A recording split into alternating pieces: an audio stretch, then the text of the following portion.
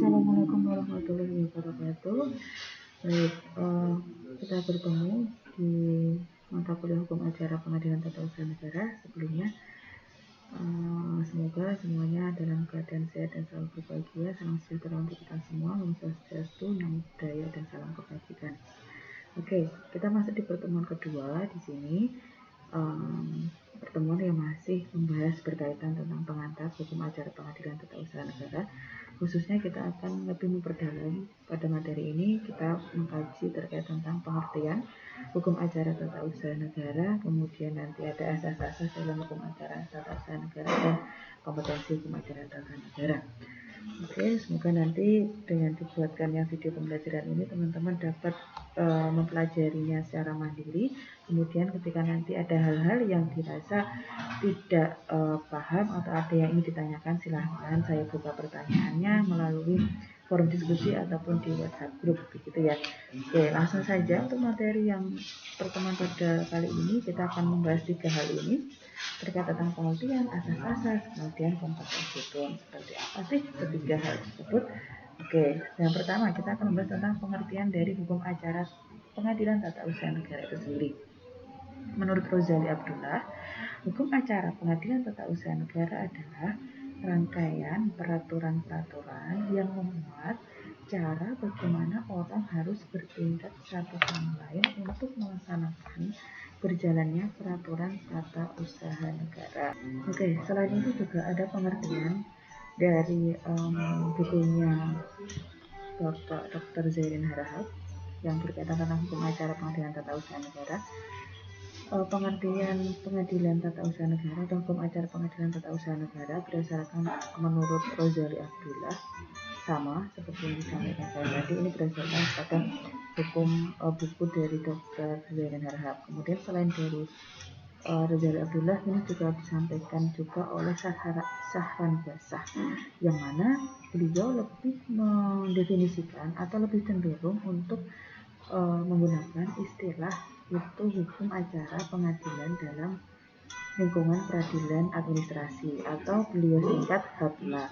Ketika itu dalam hal dalam hal mulai terbentuknya pengadilan tata usaha negara. Nah, selain itu berdasarkan pengertian dari Rozali Abdullah ini mengatur kata lain hukum administrasi negara atau hukum pengadilan tata usaha negara, itu mengatur tentang cara bagaimana bersengketa di pengadilan tata usaha negara serta mengatur hak dan kewajiban pihak-pihak yang terkait dalam proses penyelesaian sengketa tersebut. Jadi intinya hukum acara pengadilan tata usaha negara itu adalah suatu hukum yang mengatur tentang cara-cara bersengketa di pengadilan tata usaha negara. Ya, intinya maksudnya. Nah, kemudian lebih lanjut lagi, menurut Sahran Basah, beliau menyampaikan bahwa secara formal beliau menyampaikan karena ia merupakan ini maksudnya adalah hukum acara pengadilan tata usaha negara ini merupakan salah satu unsur dari peradilan. Nah, demikian pula dengan hukum materialnya. Jadi peradilan tanpa hukum material itu akan lumpuh.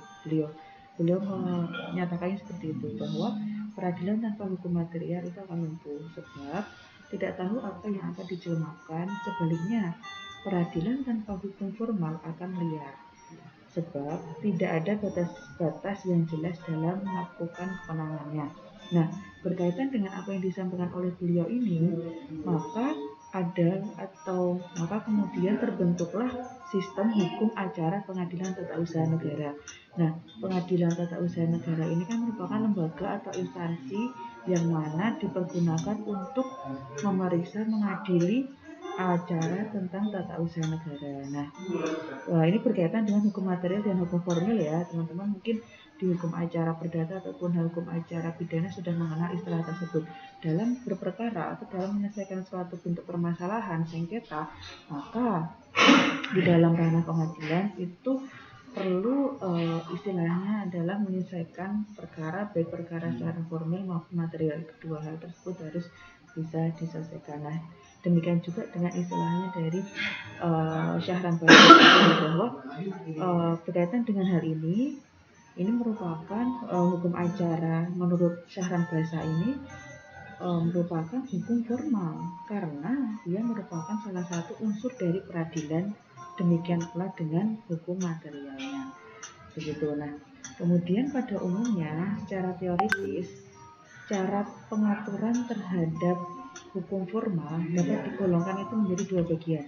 Yang pertama, ketentuan prosedur berperkara diatur bersama-sama dengan hukum materialnya atau dengan susunan kompetensi dari badan yang melakukan peradilan dalam bentuk undang-undang atau peraturan lainnya. Kemudian yang kedua, ketentuan prosedur berperkara diatur tersendiri masing-masing dalam bentuk undang-undang atau bentuk peraturan lainnya. Begitu, jadi ada dua secara teoritis cara pengaturan terhadap hukum formal. Yang pertama tadi, ketentuan prosedur berperkara diatur bersama-sama dengan hukum materialnya atau dengan susunan kompetensi dari badan yang melakukan peradilan dalam bentuk undang-undang. Kemudian yang kedua itu ketentuan prosedur berperkara diatur tersendiri masing-masing dalam bentuk undang-undang dan dalam bentuk peraturan lainnya. Nah, kemudian dalam hukum acara pengadilan tata usaha negara dalam undang-undang yang lama, Undang-Undang Nomor 5 Tahun 1986 tentang pengadilan tata usaha negara itu memuat 53 sampai dengan 141 pasal dan undang-undang ketentuan terdiri atas 145 pasal. Dengan demikian, komposisi hukum material dan hukum formilnya adalah hukum material sebanyak 56 pasal, sedangkan hukum materialnya sebanyak 89 pasal. Nah, ini berkaitan tentang tupoksi dari macam komposisi hukum material maupun hukum formil gitu ya. Atau nanti kan bisa dengan perbandingan jumlah materialnya sekitar 28,7% dan hukum formilnya sekitar 61,3% dari total jumlah pasal yang ada dalam Undang-Undang Pengadilan Tata Usaha Negara. Kemudian, jadi ini kemudian proses selanjutnya untuk apa dan siapa petun itu. Ini tergambarkan bahwa ada dua skema, perseorangan dan badan hukum perdata, kemudian pejabat PON atau administrasi negara. Nah, ini yang berkaitan tentang untuk siapa dan siapa petun itu ada atau pengadilan tata usaha negara itu ada.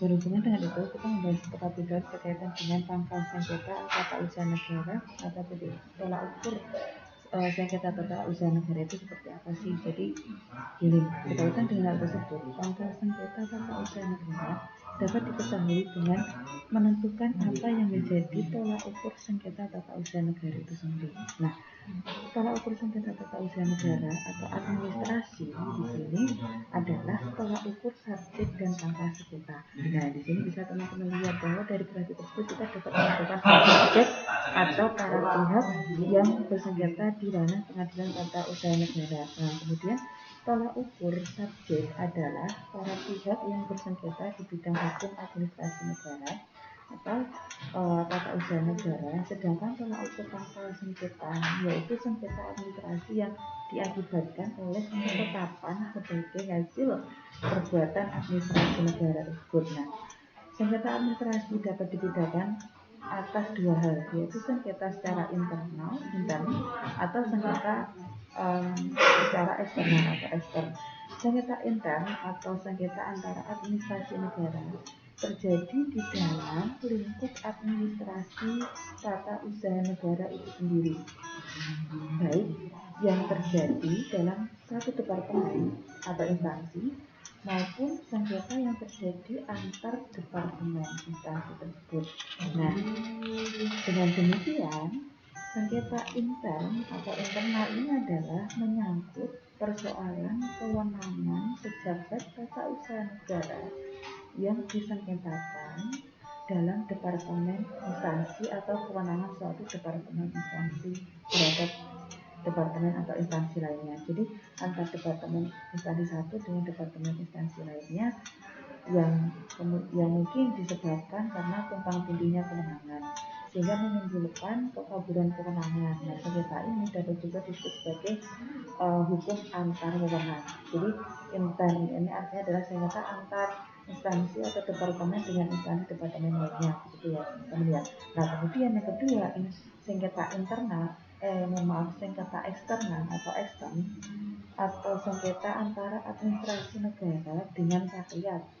Nah, ini yang dimaksud juga, ini merupakan perkara administrasi yang menimbulkan sengketa antara administrasi negara dengan rakyat sebagai subjek yang berperkara ditimbulkan oleh unsur peradilan administrasi murni yang mensyaratkan adanya minimal dua pihak dan sekurang-kurangnya salah satu pihak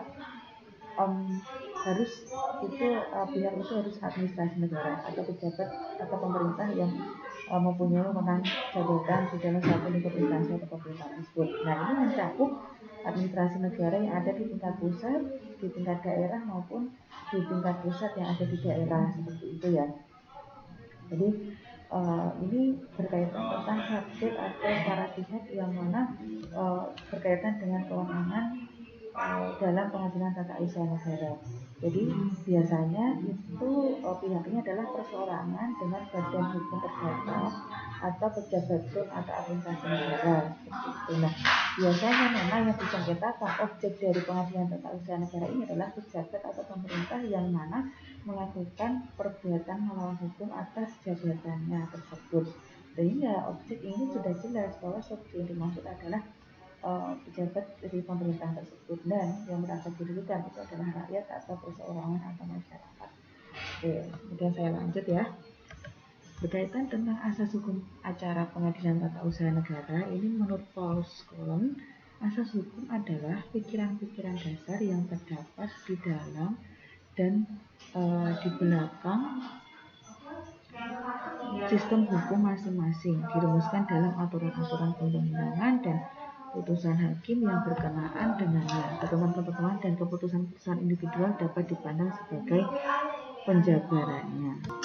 Kemudian oleh Sajib Raharjo, dia berpendapat bahwa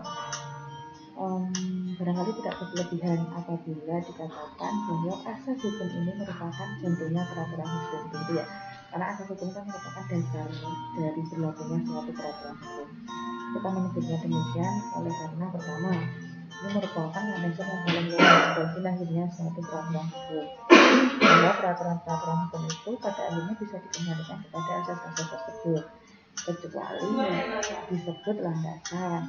Nah, asas hukum ini layak disebut sebagai alasan lahirnya peraturan hukum atau merupakan rasiologis dari peraturan hukum. Nah, kemudian Sajib Raharjo menambahkan bahwa dengan adanya asas hukum itu bukan sekedar kumpulan peraturan-peraturan saja. Maka hal itu disebabkan oleh karena asas itu mengandung nilai-nilai dan tuntutan-tuntutan etis, begitu ya. Nah, kemudian makanya dalam hukum acara tata usaha negara, pengadilan tata usaha negara itu sangat penting sekali membahas berkaitan tentang asas-asas hukum tersebut. Dirasa juga tidak hanya di pengadilan tata usaha negara saja, mungkin juga di hukum acara yang lainnya juga asas hukum memang menjadi landasan yang sangat penting. Baik, asas-asas hukum ini silakan teman-teman bisa membacanya sendiri. Kemudian beberapa asas-asas, yang pertama asas praduga rehmatik. Kemudian ada asas gugatan pada dasarnya tidak dapat menunda pelaksanaan keputusan tata usaha negara. Kemudian asas para pihak harus didengar, audit et altera partem. Kemudian selanjutnya asas penyelenggaraan kekuasaan kehakiman yang merdeka dan bebas dari segala macam campur tangan kekuasaan yang lain, baik secara langsung maupun tidak langsung, bermaksud untuk mempengaruhi keobjektifan putusan pengadilan. Nah, sebagaimana sudah ada tercantum di masing-masing aturannya. Dan yang kelima adalah asas peradilan dilakukan dengan sederhana, cepat, dan berringan. Lalu dalam pasal 5 Undang-Undang 14 tahun 1970. Dan asas yang ketujuh, asas hakim aktif karena peradilan hukum acara pengadilan tata usaha negara ini sistemnya sama dengan hukum acara perdata, cuma yang membedakan di sini adalah hakimnya aktif. Jadi beda dengan hukum acara perdata, hakimnya itu lebih pasif. Ya, kenapa ini hakim aktif?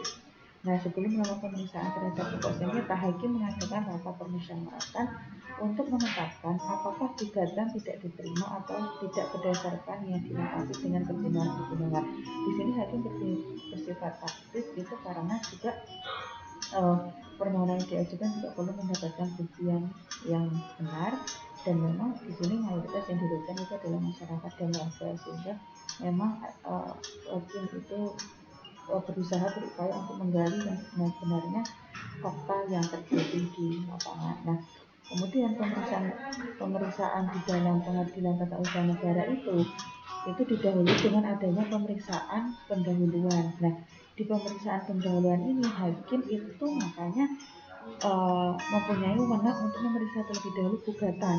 Apakah gugatan ini sudah tepat? Apakah gugatan yang diajukan oleh pihak si penggugat itu memang sudah sesuai dengan objek, kemudian sudah sesuai dengan subjek yang memang akan ditasar, seperti itu.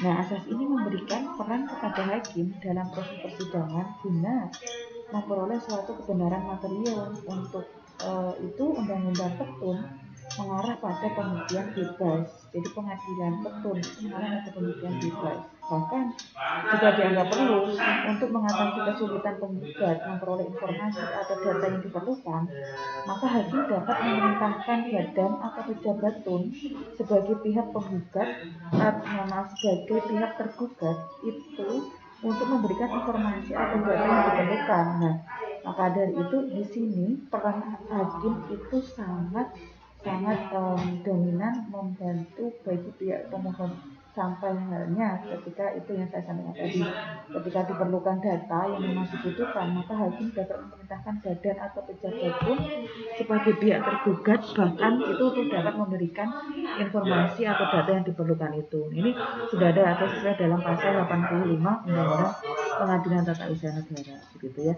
Nah, kemudian asas yang ke-8 itu ada sidang terbuka untuk umum. Karena berlaku untuk umum, karena berlaku publik. Kemudian yang ke-9 asas peradilan berjenjang atau peradilan dua atap.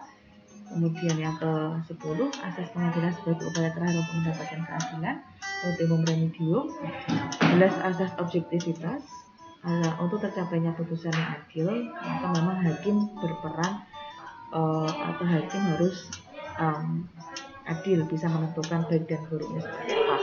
Hakim atau panitera wajib mengundurkan diri apabila terikat hubungan keluarga, saudara atau semenda sampai sederajat ketiga, atau hubungan suami atau istri meskipun telah bercerai dengan tergugat, begitu.